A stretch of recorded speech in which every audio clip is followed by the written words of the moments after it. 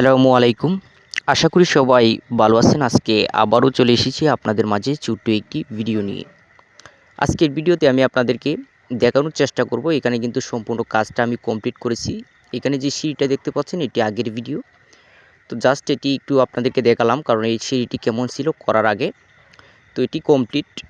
আমি কিন্তু net finishing করে কিন্তু কাজ একেবারেই সম্পূর্ণ কাজই কমপ্লিট করে ফেলেছি। কমপ্লিট করার পরে টোটাল একটি ভিডিও আপনাদের মাঝে দেওয়ার চেষ্টা করতেছি এবং আজকে আপনাদেরকে জানানোর চেষ্টা করব। আসলে এর আগেও আমি বলেছি যে এখানে টোটাল এই সাইট পাকা করতে বিট পর্যন্ত কত টাকা খরচ হয়েছে, এবং আজকেও বলবো আসলে যারা নতুন আছেন অনেকেই জানতে চাইবেন যে এখানে টোটালি কত টাকা খরচ হয়েছে শুধু বিট লেভেল পর্যন্ত সাইট ওয়াল গাঁথুনি করতে সিঁড়িসহ, এবং এই গড়টি কত হাত লম্বা বা কত ফিট লম্বা এই বিষয়টা জানাবো এবং আপনাদেরকে গুরুত্বপূর্ণ বিষয় জানাবো। আসলে খুবই কম খরচের ভিতরে এভাবে কিন্তু কাজ করা যায়। এবং এখানে দেখতে পাচ্ছেন সিঁড়ির যে কাজটা করেছি এটি কিন্তু নেট ফিনিশিং করেছি, এখানে একটি কালার করেছি। তো এই কালারটি কিন্তু আপনার এটি লেট অক্সাইড, আমরা বলে থাকি লেট অক্সাইড একটি কালার, এটি সিমেন্টের সঙ্গে মিক্স করে দিতে হয়। তো এগুলোর মধ্যে কিন্তু 1 নাম্বার 2 নাম্বার থাকে এই কালারগুলো যারা দিতে চান, যাদের চয়েসফুল, এগুলো কিন্তু সবাই দিতে চায় না এবং অনেকেই দিতে চায়। তো যাদের চয়েস তারা দিতে পারেন, সমস্যা নেই। এখানে সাইটে দেখতে পাচ্ছেন কালো রং দেওয়া আছে, সাইটে দিয়েছি কালো রং লেড অক্সাইড, এবং সিঁড়ির মধ্যে দিয়েছি লাল। এটি আপনার ইট কালার একটি রং। তো এটির মধ্যে আবার দুই ধরনের আছে। 1 নাম্বারটা হচ্ছে আপনার 777 প্যাকেটের গায়ে কিন্তু লেখা থাকে, এই রংটা কিন্তু খুবই ভালো, কালো হোক লাল হোক 777 তিনটে 7 থাকে প্যাকেটের গায়ে। এই নাম্বারটা দেখে যদি প্যাকেটগুলি কেনা হয় তখন রংটা ভালো পাওয়া যায়, কালারটা ভালো পাওয়া যায়। তো এখানে আমি যে কাজগুলি করেছি এটি কিন্তু আপনার 18 হাত লম্বা গড়টি 27 ফিট লম্বা, অর্থাৎ 18 হাতে হচ্ছে 27 ফিট লম্বা, এবং সামনে পিছনে দুইটি বারান্দা আছে, এবং এটি শুধু বিট পর্যন্ত গাঁথুনি। তো আমি প্রায় বলে থাকি কিন্তু যারা টিন শেড বাড়ি তৈরি করবেন, টিন শেড বাড়ি অর্থাৎ আপনার ছাদ হবে না, উপরে টিন হবে, এবং পুরো কাজটা অর্থাৎ এই টিনের ছাউনি পর্যন্ত উপর পর্যন্ত একেবারে গাঁথুনি দিয়ে তুলতে পারবেন। অনেকেই কিন্তু বলেন যে করা যাবে না, ভাবেন যে এভাবে করা যাবে কিনা পিলার দিয়ে, কারণ এখানে যে সাইড ওয়ালগুলো গাঁথুনি করা হয়েছে এগুলো দেখতে পাচ্ছেন যে পিলারগুলো কিন্তু আগে তৈরি করা, এই পিলারগুলো আগে মাটিতে তৈরি করা হয়েছিল। তো এখানে শুধু বিট পর্যন্ত করা হয়েছে, এখানে বাজেট অনুসারে কাজটা করা হয়েছে। পরবর্তীতে কিন্তু এই যে সাইডটা আমি কাজটা কমপ্লিট করেছি এটির উপরে, এই সাইড ওয়ালের উপরে এখানে একটি রিংটোন দিয়ে কিন্তু এটির উপরে আবার কিন্তু এটি উপর পর্যন্ত কিন্তু কাজটা কমপ্লিট করা যাবে, হাফ বিল্ডিং করা যাবে। তো এখানে এই কাজগুলা দেখা যায় যদি এভাবে টিন শেড বাড়ি তৈরি করা হয়, অর্থাৎ আগে পিলার তৈরি করে নিচ থেকে, এবং নিচে কিন্তু আমি 10 ইঞ্চি গাঁথুনি ব্যবহার করেছি, একটি 10 ইঞ্চি গাঁথুনি দেওয়ার পরে আপনার এই নিচ থেকে, অর্থাৎ নিচে একদম নিচে সাইড ওয়ালের 10 ইঞ্চি দেওয়ার পরে আমি এখানে আপনার 2.5 ফিট গাঁথুনি বিট পর্যন্ত করেছি, এবং এখানে টিনের বেড়া হবে। আপনার টিনের বেড়া যে হবে, টিনগুলি হবে পুরাতন টিন, কারণ এখানে যে গড়টি তৈরি করা হচ্ছে এই গড়টি কিন্তু আগে যে গড়ের মধ্যে ছিল তারা সেই গড়টা ভেঙে কিন্তু এখানে নতুন গড় তৈরি করা হচ্ছে।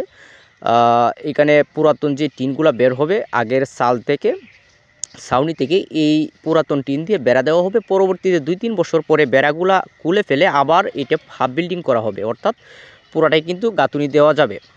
তো এখানে অনেকেই বলেন যে আসলে এভাবে নাকি হাফ বিল্ডিং করা যায় না। অবশ্যই করা যায়, এভাবে অনায়াসে করা যায়। এখানে যে গাঁথুনিগুলো দিয়েছি খুবই শক্তপোক্ত গাঁথুনি, কাজের কোয়ালিটি দেখলে আপনারা বুঝতে পারবেন। আসলে এখানে অনেকেই বলে ফেটে যাবে, আপনার বিভিন্ন প্রবলেম সমস্যা, সাইড দিয়ে ফেটে যায়। আসলে সঠিক নিয়মে কাজগুলো না করার কারণে কিন্তু ফেটে যায়।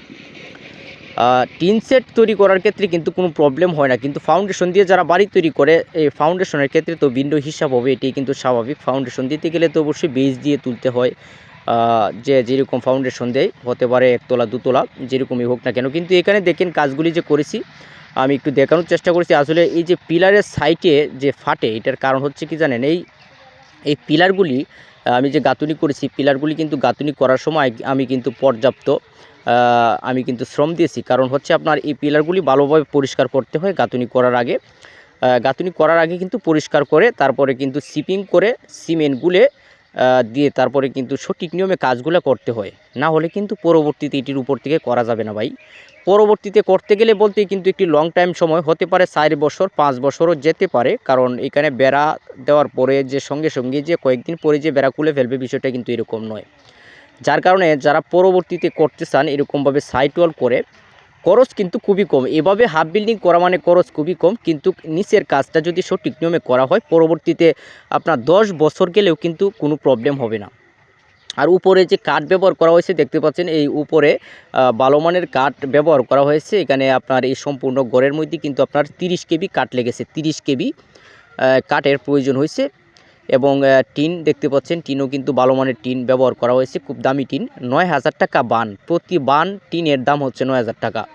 অর্থাৎ আপনার বানের হিসাবটা হচ্ছে, অনেকেই বানের হিসাবটা বুঝবেন না, বানের হিসাবটা অনেকেই জানেন অনেকেই জানেন না। এটা ফুটের হিসাবে যদি ধরা হয় তাহলে 72 ফুটে হচ্ছে 1 বান।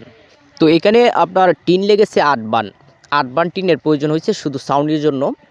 এবং আপনার আমি যে এই যে সাইটের যে গাঁথুনিগুলো করেছি, গাঁথুনিগুলো করতে গিয়ে এখানে 1300 ইটের প্রয়োজন হয়েছে।